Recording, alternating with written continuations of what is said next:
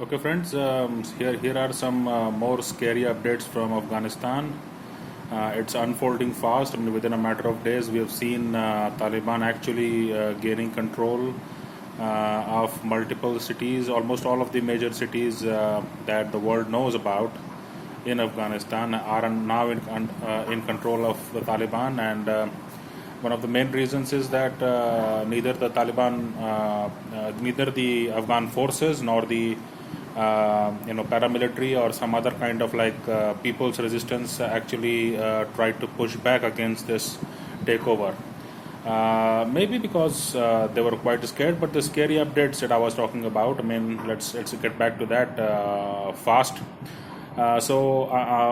We have received updates that the passport office in Kabul has been evacuated and people have been told to go home, which means that all entry exit hereafter, even from Kabul airport, will be watched and will be monitored only by the Taliban officials.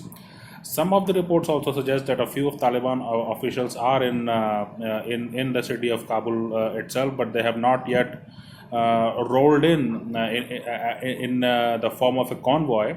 Maybe because they don't want to create bad visuals. And it's some media persons are terming it to be a peaceful transition, an efficient transition, wherein Taliban will also be part of the government, the next government, and yeah. So the other thing is that the people in Kabul are now rushing to the banks to withdraw all of their savings, which is another scary thing. I mean, the US assessment was that it would take at least some months, if not weeks, for the Taliban to be actually moving into Kabul. But it seems that within a matter of days, they are very much now in Kabul, and the international community has come around to accept it. So that's great. So that's like, I mean, what to say about it? Because the people in Afghanistan are really such an unprecedented situation they are facing. Uh, Totally, they are in the dark about their future.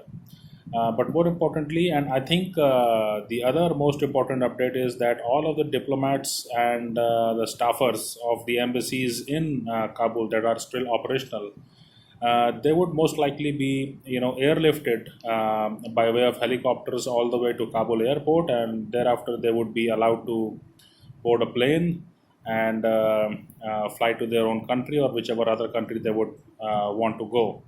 So this essentially means that even entry exit points of Kabul is being watched and is being controlled by Taliban.